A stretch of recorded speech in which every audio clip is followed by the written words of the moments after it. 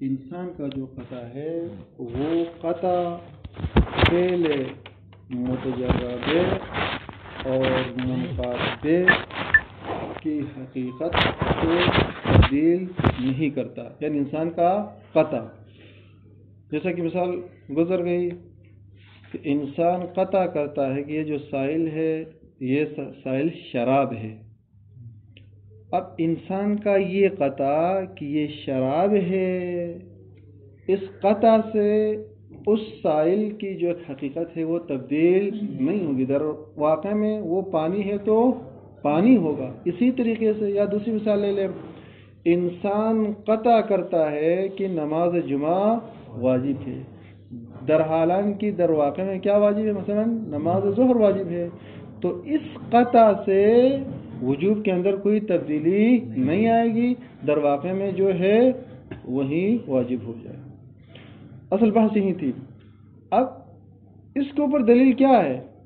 پہلی دلیل تو یہ تھی کہ قطع کے اندر یہ صلاحیت موجود نہیں ہے کہ وہ قطع حسن و قبو اور اسی طریقے سے واجب اور حرمت کے اندر تبدیلی کی صلاحیت قطع کے اندر موجود نہیں ہے. کیونکہ یہ جو قطع ہے حسن و حسن کے بارے میں یہ اعتباریات کی طرح نہیں ہے، یعنی جن کی حقیقتیں تبدیل ہوتی رہتی ہے. لہذا اس بنا پر پہلی دلیل اور پہلا جو وجہ ہے وہ یہ ہے کہ قطع کے اندر صلاحیت موجود نہیں ہے کہ فعل متجربہ اور منقادبہ کے حقیقت کو تبدیل کرے. یہ پہلی دلیل تھی. دوسری دلیل کل یہ بیان کیا تھا کہ یہ جو فعل متجربہ ہے یا یہ جو منقادبہ ہے اس کے اوپر مکلف کے لیے اختیار نہیں ہے. دوسرے الفاظ میں مکلف قصد نہیں کرتا ہے. کس چیز کا قصد نہیں کرتا ہے؟ یعنی جس چیز کو مکلف بجا لاتا ہے اس میں وہ مقطوع الخمر یا مقطوع الوجوب یا مقطوع الحرمہ اس طریقے سے وہ قصد نہیں کرتا ہے. مثلا انسان کو قطع ہو گیا کہ یہ شراب ہے، اب وہ شراب پیتا ہے. آپ اس سے پوچھتے ہیں کہ آپ کیا پی رہے ہیں تو وہ کیا کہے گا؟ میں شراب پیتا ہوں. یہ نہیں کہے گا کہ میں مقطوع الخمر پی رہا ہوں، وہ یہ نہیں کہے گا، بلکہ ڈائریکٹ کیا کہے گا؟ میں شراب پی رہا ہوں. بس یہاں پر شراب پیتے وقت کس چیز کا قصد کرتا ہے؟ ڈائریکٹ سبحان اللہ مستقلا نفس شراب کا قصد کرتا ہے. یہاں پر اس قطع کا یا اس علم کا وہ قصد نہیں کرتا ہے. تو پس اس بنا پر فعل متجربہ اور فعل منقادبہ کے اوپر مکلف کو اختیار نہیں ہے. پس جب مکلف کو اختیار نہیں ہے اس فعل متجربہ کے اوپر منقادبہ کے اوپر، تو وہ پھر کس طریقے سے وہ اس واقعیت کو اس حقیقت کو تبدیل کرے گا؟ یہ دوسری دلیل تھی. اور اسی سے آگے پھر بحث چھڑ گئی تھی. کہا کہ بابا یہ جو فعل متجربہ ہے یا یہ فعل منقادبہ ہے اس کے اوپر مکلف کو اختیار نہیں ہے، تو پھر یہ جو عقاب ہے یہ عقاب کیسے آئے گا؟ یعنی فعل غیر اختیاری کے اوپر عقاب کا آنا یہ معقول نہیں، یہ معقول نہیں ہے. تو جواب کیا دیا تھا؟ یہ عقاب کس کے اوپر ہے؟ سبحان اللہ قصد کے اوپر ہے. یہ عقاب کس کے اوپر آگا؟ قصد کے اوپر. کس قصد کے اوپر؟ یعنی یہ شخص قصد کرتا ہے کہ میں یہ شراب پیوں گا، قصد کر کے اس سائل کو تناول کرتا ہے، پیتا ہے. یہ اور بات ہے کہ مثلا یہ بعد میں پانی نکلے. پس اس بنا پر صاحب کتاب فرماتے ہیں کہ یہ جو عقاب ہے عقاب فعل کے اوپر نہیں ہے بلکہ عقاب کس کے اوپر ہے؟ قصد کے اوپر ہے. یہ جواب دیا. پھر سوال کیا، آپ نے تو کہا کہ یہ عقاب قصد کے اوپر ہے، جبکہ یہ قصد کس میں سے آگا؟ فعل اختیاری کے مقدمات میں سے. قصد فعل اختیاری کے مقدمات میں سے. پس اس بنا پر یہ جو فعل اختیاری ہے یہ فعل اختیاری مکلف کے اختیار میں نہیں ہے. مثلا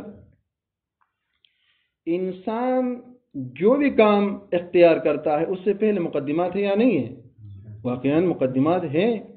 مثلا اس سے پہلے قصد ہے، ارادہ ہے، اور پھر اس سے پہلے آپ جائیں گے تو مثلا اس جو کام انسان انجام دینا چاہتا ہے، جس کا ارادہ کرنا چاہتا ہے، اس کے بارے میں شوق پیدا ہو، اس کے بارے میں رغبت پیدا ہو، اس کے ذہن میں یہ کیا ہے آئے، جس فعل کو انجام دینا چاہتا ہے اس کے بارے میں خطور ہو.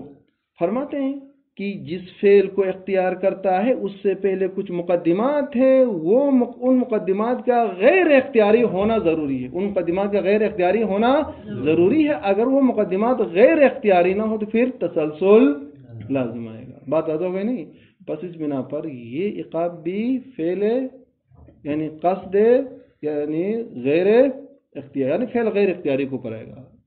یہ دیکھو پھر دوبارہ توجہ کریں کیا کہا بابا. آپ نے کہا کہ یہ عقاب کس کے اوپر ہے؟ قصد کے اوپر ہے. سوال کرنے والا دوبارہ سوال کرتا ہے، بابا یہ جو قصد ہے یہ قصد فعل اختیاری کے مقدمات میں سے کس میں سے؟ فعل اختیاری کے مقدمات میں سے. یعنی فعل اختیاری کے لیے مقدمات ہے، مثلا قصد ہے، ارادہ ہے، اور اسی طریقے سے رغبت ہے، شوق ہے، یہ سب کے سب فعل اختیاری کے مقدمات ہے. پس فعل اختیاری کے مقدمات غیر اختیاری ہے. اگر آپ فعل اختیاری کے مقدمات کو غیر اختیاری نہیں سمجھتے تو پھر وہاں پر تسلسل لازم آئے گا. لہذا یہ بات آپ قبول کریں کہ فعل اختیاری کے مقدمات کیا ہے؟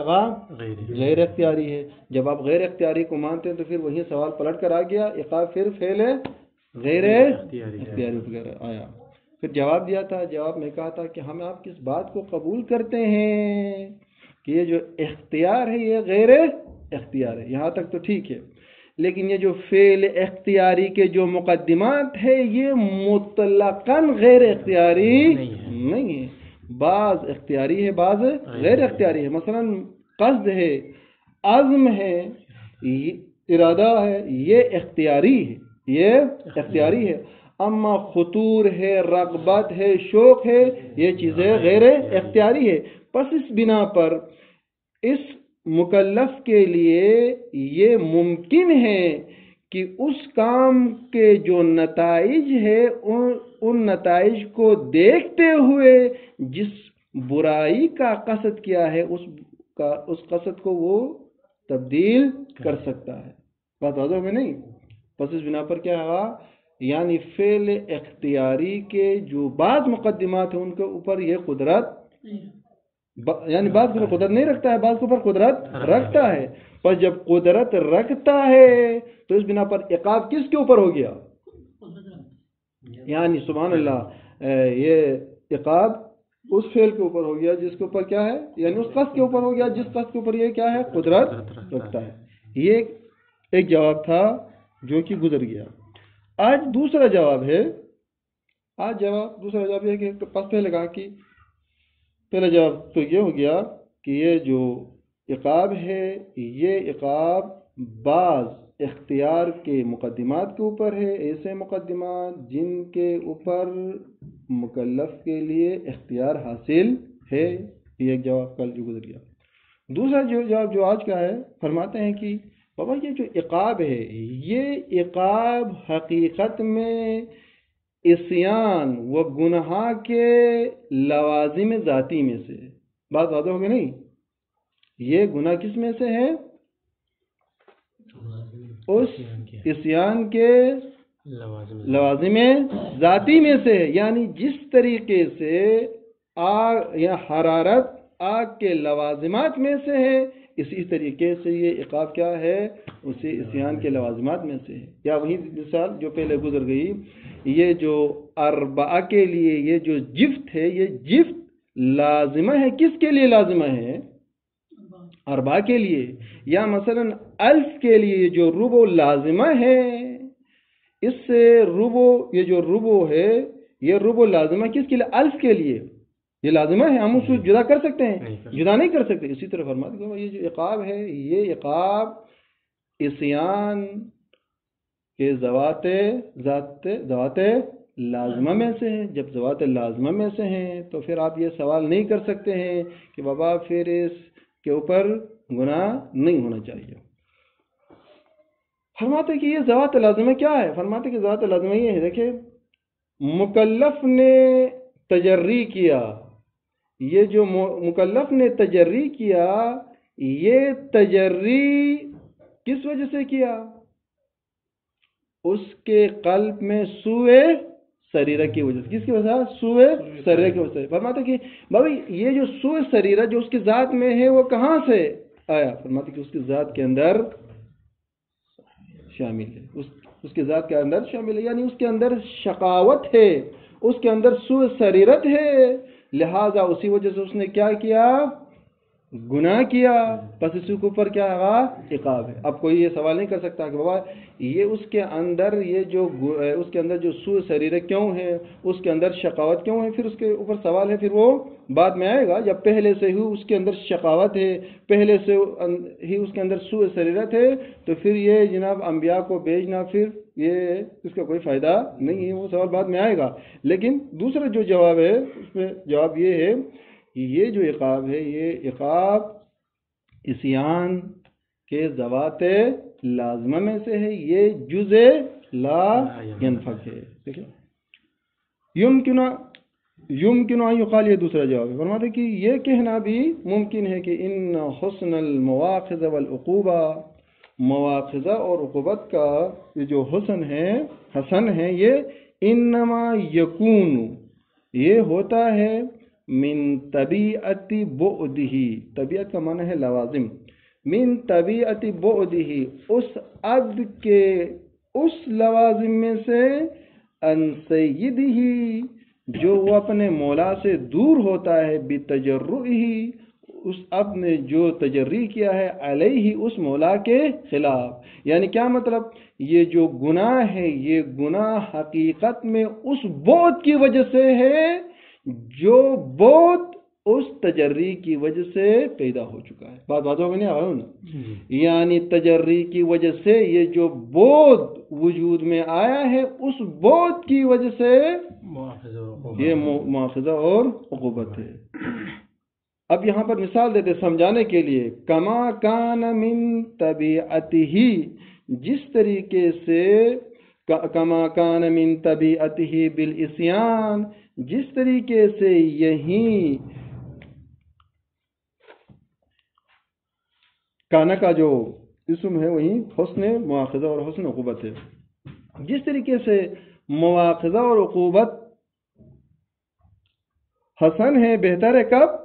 من طبیعتہ، یہ جو بود ہے یہ بود لازم ہے، بالعصیان، عصیان کا، فی صورت المصادفہ، مصادفہ کی صورت میں. یہ سمجھانے کے لیے مثال دیتے ہیں، جس طریقے سے انسان تجری کرتا ہے اور تجری کرنے کی صورت میں وہ تجری واقع کے مطابق ہوتا ہے. اور آپ کو معلوم ہے، یہ بات پہلے بھی گزر گئی ہے کہ عصیان کب صدق آتا ہے؟ عصیان اس وقت صدق آتا ہے جب تجری واقع کے مطابق ہو. مثلا اس سائل کو شراب سمجھ کر پیا اور در واقع میں وہ کیا رہا؟ شراب ہی تھا. تو فرماتے کہ جس طرح عصیان کی صورت میں یہ جو بود ہے یہ بود سبب ہے عقاب کا، اسی طریقے سے تجری کی صورت میں جب یہ تجری موافقت واقع نہ ہو تو اس صورت میں بھی یہ بود سبب ہے. کس چیز کا سبب ہے؟ موافقت کا سبب ہے.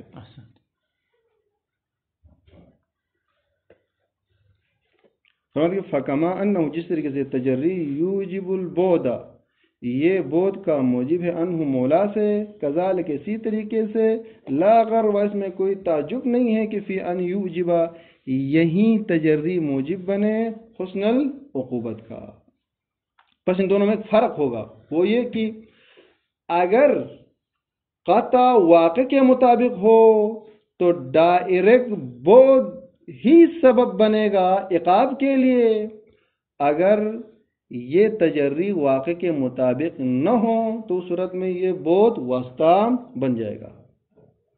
فرماتی وَإِن لَّمْ يَكُنْ بِاخْتِيَارِهِ، اگرچہ یہ جو تجری ہے یہ تجری اس شخص کے اختیار کے ذریعے سے نہیں ہے، اختیار کی وجہ سے نہیں ہے، یہ بات پہلے بھی گزر گئی تھی۔ یعنی کیا مطلب؟ مکلف نے جس چیز کا قصد کیا ہے اس نے تو اس کو یعنی شراب سمجھ کے پیا ہے، اس کو مقطوع الخمر کہہ کر اس نے نہیں پیا، اس نے اس کا ارادہ نہیں کیا ہے۔ پس اس بنا پر مکلف جس چیز کو انجام دیتا ہے وہ تو واقع کے مطابق نہیں ہے، پس اس بنا پر اس چیز کا اس نے قصد نہیں کیا ہے اور در واقع میں کچھ اور نکلا ہے، اس نے جو کیا ہے وہ کچھ اور ہے، تو لہذا یہ اس کے کیا ہے اختیار میں نہیں ہے۔ پھر فرماتے ہیں کہ الا مگر یہ ہے کہ ہاں اس نے جس فعل کو بجا لایا ہے، اس نے جو کام کیا ہے اس میں تو اس کا کوئی اختیار نہیں ہے، تو پھر یہ جو گناہ ہے کس کی وجہ سے ہے؟ فرماتے ہیں الا مگر یہ کہ انہ بسوء سریرتہ وخبث باطنہ، اب یہ جو عقاب اس کو مل رہا ہے وہ اس کے باطن کی سوء اور اس کے باطن کے اندر جو خبث ہے، یہ جو خبث ہے خباثت ہے، اسی کی وجہ سے اس کو عقاب مل رہا ہے۔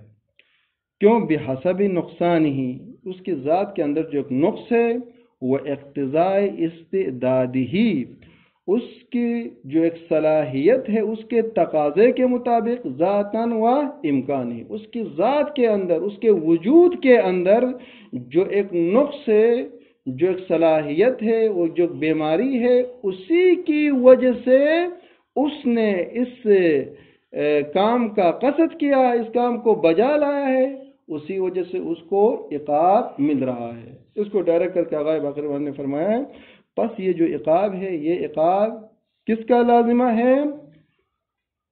یعنی اس کی جو ذات میں جو نقص ہے، ذات کے اندر جو سوء کیا ہے سریرت ہے، اسی وجہ سے یہ عقاب مل گیا ہے، اس فعل کے اوپر اسے عقاب نہیں ملا ہے۔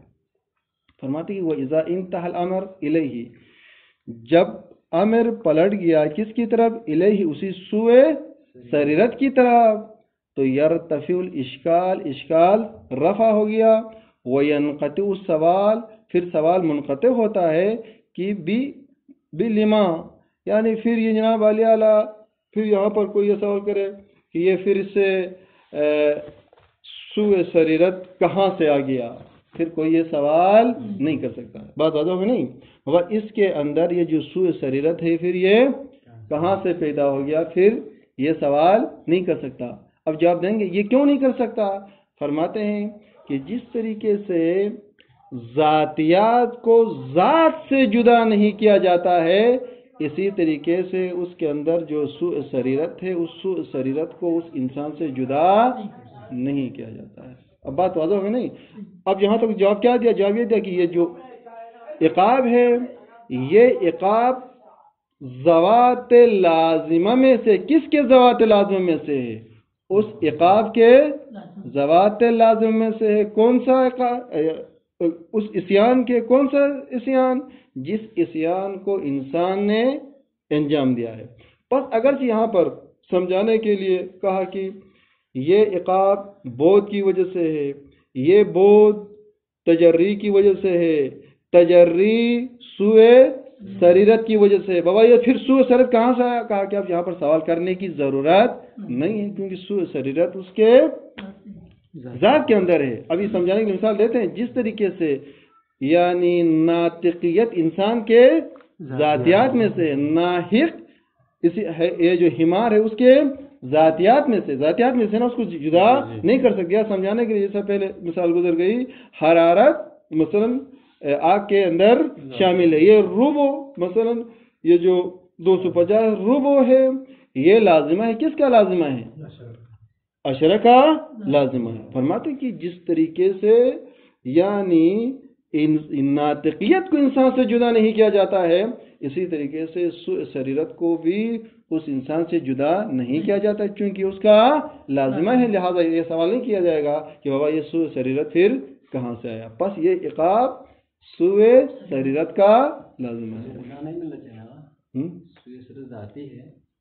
وہ بات میں آئے گا، سوال بعد میں آئے گا، یہ بات میں سوال آئے گا کہ جب سوء سریرت ذاتی ہے تو پھر انبیاء کو بھیجنے کا کوئی فائدہ نہیں ہے، یہ بات میں آئے گا. ٹھیک ہے. فَإِنَّ الذَّاتِيَاتَ ضروری الثبوت للذات، چونکہ ذاتیات کا ثابت ہونا ضروری ہے کس کے لیے؟ ذات کے لیے. یعنی بات واضح ہونا، یعنی ناطقیت انسان کے لیے ذاتیات میں سے، ناحق حمار کے اس کے کیا ہے ذاتیات میں سے ہے. فرماتے ہیں بالجملہ خلاصہ کلام وبذالک، اسی کے ذریعے سے، کس کے ذریعے سے کہا کہ جب امر پلٹ کیا آخر میں کس کی طرف؟ اسی جو ہے سوء سریرت کی طرف یا خبث سے باطن کی طرف، تو یہ عقاب بھی اسی کی وجہ سے ہے. تو فرماتے ہیں کہ وبذالک ایضا ينقطع السوال، پھر اسی کے ذریعے سے یہ سوال بھی منقطع ہوتا ہے انہو لما اختار الکافر والعاصی الکفر والعصیان، کافر نے کفر کو کیوں اختیار کیا ہے اور عاصی نے عصیان کو کیوں اختیار کیا ہے؟ یہ سوال بھی صحیح نہیں ہے. کیوں؟ کافر نے کفر اختیار کیا تو اس کے ذات کے اندر یہی سوء کفر ہے، سوء کیا ہے سریرت ہے. اسی طریقے سے اگر عاصی نے عصیان کیا ہے تو عاصی کے ذات کے اندر کیا ہے یہی سوء سریرت ہے. فرماتے کہ فَإِن، اسی طرح یہ سوال نہیں کیا جائے گا کہ لما اختار المطیع الاطاعت والمومن الایمان، اسی اوپر عطف ہے، بات واضح نہیں، اسی پر عطف ہے. لما اختار المطیع والمومن الاطاعت والایمان، بات واضح ہوگا نہیں، اسی پر عطف ہے. یہ سوال نہیں کیا جائے گا کہ بابا مطیع نے اطاعت کیوں کی اور اسی طریقے سے مومن نے ایمان کیوں لایا. اس کے اندر ایمان کی قوت اور ایمان کی کیا ہے طاقت ہے تو اس نے ایمان لایا، اور جو اسی طریقے سے جو مومن ہے تو اس کے جو مطیع ہے تو اس کے اندر وہی اطاعت کی کیا ہے جنبہ موجود ہے، صلاحیت موجود ہے، قوت موجود ہے، تو لہذا اس سے وہی نکلے گا. فرماتے ہیں فَإِنَّهُ، یہ جو سوال ہے لما اختار الکافر والعاصی الکفر والعصیان، یا اسی طریقے سے لما اختار المطیع والمؤمن الاطاعت والایمان، فرماتے ہیں کہ فَإِنَّهُ، یہ سوال یسابق برابر ہے السوال، اس سوال کے ان الحمار لما یکون ناحقا والانسان لما یکون ناطقا، یہ حمار کیوں ناحق ہے اور انسان کیوں ناطق ہے. یہ سوال اس کی طرح ہے بابا، یہ ناطقیت انسان کے ذاتیات میں سے ہے، ناحق حمار کے ذاتیات میں سے ہے. اسی طریقے سے فرماتے ہیں کہ سوء سریرت انسان کے ذاتیات میں سے ہے. جب سوء سریرت انسان کے ذاتیات میں سے ہے تو یہ عقاب بھی اسی وجہ سے یا اس کی ذاتیات میں سے. بات واضح نہیں، یعنی یہ عقاب یعنی اس سے جدا نہیں ہے. وبالجملہ خلاصہ کلام تفاوت افراد الانسان فی القرب منہ تعالی والبعد عنہ، فرماتے کہ لوگوں کا افراد انسان کا مختلف ہونا قرب اور بعد میں اللہ سے لوگوں کا مختلف ہونا قرب اور بعد، یہ سبب ہے، یہ تفاوت کس کا سبب ہے؟ لاختلافها، افراد انسان کا مختلف ہونا فی استحقاق الجنت ودرجاتها، جنت اور جہنم کے مستحق ہونے کے اختلاف کے ساتھ، والنار ودرکاتها، اسی طریقے سے جنت کے جو مدارج ہے، جہنم کے مدارج ہے اور ان کے جو مدارک ہے. فرماتے ہیں وموجب، آپ کو طرف یہ غلط نہیں ہے، نہیں ہے